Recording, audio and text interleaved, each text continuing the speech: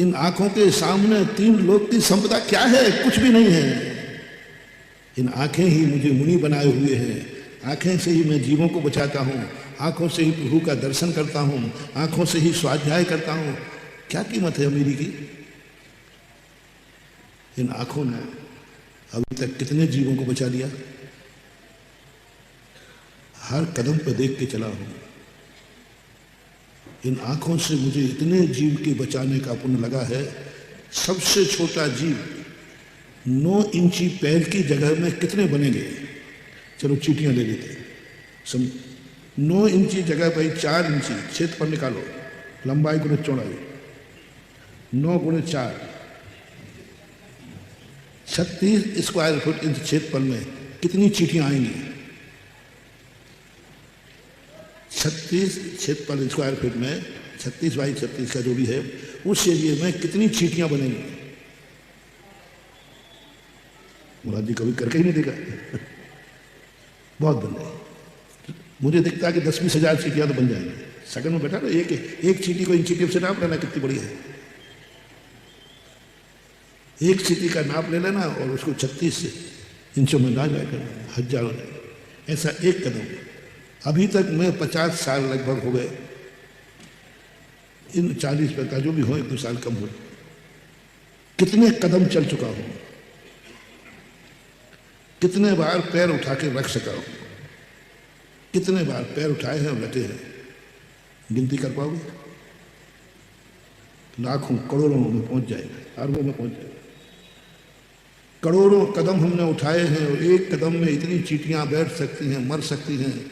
मैंने जितने कदम उठाए उस 36 इंच में जितनी चीटियां आई उनको उतने कदमों से गुणा कर देना। इतने जीवों को बचा सका हूं मैं अपनी आंखों से। मेरी कमाई देखो, मैं कमाई बता रहा हूं, मेरी कमाई देखो। अकेली आंखों की कमाई बताइए मुझे, किसकी कमाई? आंखों की कमाई बताइए। अब आंखों की कमाई मेरी कितनी हो गई? वो सब मेरी कमाई लिखी। मैं इतने जीवों को बचाने का पुण्य कर चुका हूं मात्र आंखों से।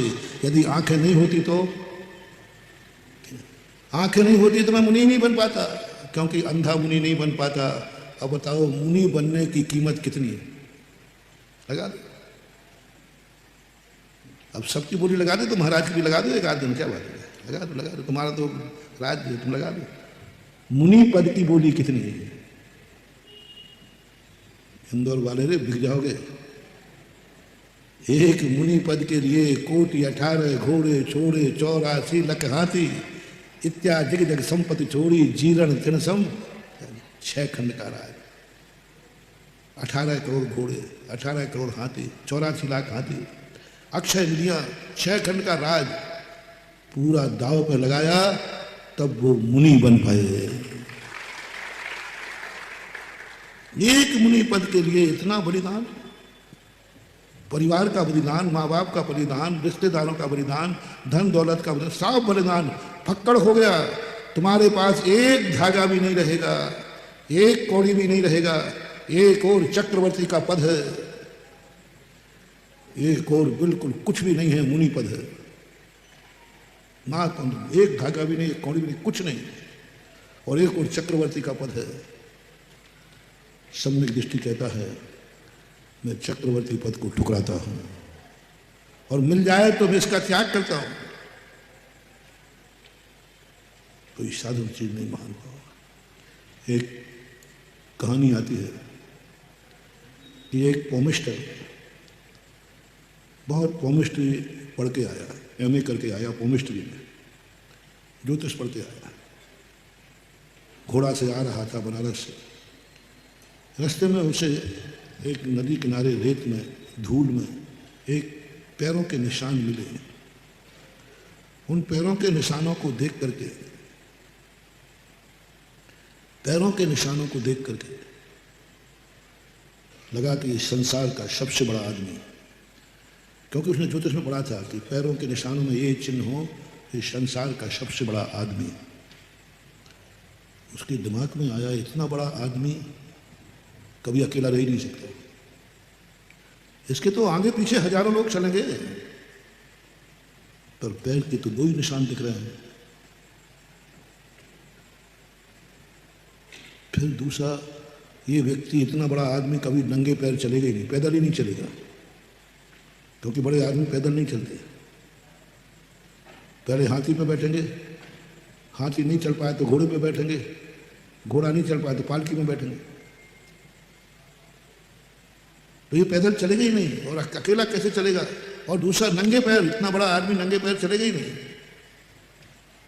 और पांचवा कारण है कि ये तो जंगल की तरफ जा रहा है, ये पैर तो महलों में रहने वाले हैं, महलों के फर्श पर चलने वाले हैं, ये तो जंगल की तरफ जा रहा है। उसको अपनी पढ़ाई पर संदेह हो गया, फिर भी उसने कहा कि ऐसे व्यक्ति से मिलूंगा तो सही। चलता गया पैरों के निशानों पर, पैरों के निशानों पर एक चट्टान पर महाराज बैठे हुए थे, बाल बिखरे हुए थे, शरीर में धूल पड़ी हुई थी, तन पर एक कपड़े का धागा भी नहीं था। वो देख कर कहता, ये तो इसी के पैर है। उसने ऐसे का कर्म ठोक लिया, मेरे 16 साल बर्बाद हो गए,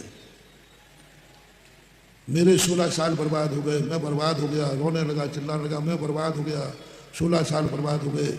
मैंने ज्योतिष पढ़ा और ये तो उल्टा निकला। संसार में इससे बड़ा कोई दरिद्र नहीं है, और ज्योतिष में लिखा है कि इससे बड़ा कोई अमीर, ऐसे लक्षण जिसमें हो ये संसार का सबसे बड़ा अमीर है, ये पड़ा है।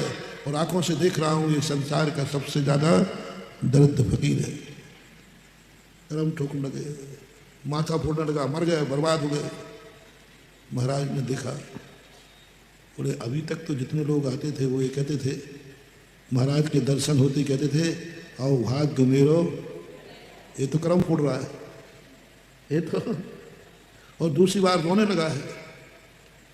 यहाँ तो अच्छे अच्छे रोने रोते हुए आते हैं, और गुरु के पास जाते ही हंसते हंसते लौटते हैं। क्या है गुरु का दरबार, भगवान के दरबार में रोते हुए लोग आते हैं, और जैसे गुरु का दर्शन आ जाता है आंसू गालों पर लुढ़कते रहते हैं और ओंठों पर मुस्कान आ जाती है। बालक के समान होता है भक्त। बालक रो रहा है, आंसू बहा रहा है, और चॉकलेट दे देता तो वो आंसू पहुँचता नहीं है, आंसू गालों पर लुढ़कते रहते हैं और होठों पर वो पट्टा चूसने लग जाता है। मजा आ गया, अरे भाई आंसू तो पहुँचते, बोले क्या पूछना है। ऐसे ही भक्त कितना भी दुखी क्यों ना हो, दुखी मन से आता है, और जैसे भगवान के वो गुरु का दर्शन होते हैं आंसू लुढ़कते रहते हैं और चेहरे पर मुस्कान आ जाती है। ये तो रो रहा है, कर्म ठोक रहा है, बर्बाद हो गया। महाराज ने कहा बेटा क्या बात है, तुम बोलो मत, तुम्हें ना मेरे लिए बर्बाद कर दिया। अरे भाई मैंने कहा बर्बाद किया, अब गुस्सा तो कहीं ना कहीं उतरेगी। बोले बैठो बैठो, क्या बात? बोले ऐसी ऐसी बात है, मैंने पढ़ा ये है। बोले भैया तूने सही पढ़ा है, तूने सही पढ़ा है कि ऐसा निशान वाला संसार का सबसे बड़ा अमीर आदमी है, चक्रवर्ती के निशान है, वो मैं ही हूं। आप चक्रवर्ती? बोले हाँ। आप अमीर? बोले हाँ। आपके पास अक्षय निधियां थी? बोले हाँ। चक्ररत्न था? बोले हाँ। 6 खंड के सबसे बड़े सब जो कहता हाँ आप हैं, तो फिर आपकी ये दशा कैसी? बोले दशा नहीं है, ये मैंने उतना पूरा राज्य के बदले में ये मुनि पद लिया है, तो ये पद उससे भी बड़ा है। बोले वो पद इसके सामने लगता क्या है, तुच्छ है। वो पद क्या लगता है इसके सामने? वो राजा था और अब मैं महाराजा हूं, तेरा ज्योतिष खराब नहीं है। ऐसे चिन्ह मुनि महाराजों के होते हैं, इतना पढ़ाया नहीं है। जो संसार के पुण्य को ठुकरा के आता है, पाप को ठुकरा के नहीं। पाप के डर से भाग के, अशुभ कर्मों के डर से भागोगे तो तुम धर्म नहीं कर पाओगे, और पुण्य से भागोगे तो ऐसे धर्मात्मा बनोगे, कभी तुम धर्म से गिरोगे नहीं। 90% लोग धर्म करते हैं अशुभ से भागकर, अशुभ कर्मों के उदय में मंदिर जाते हो।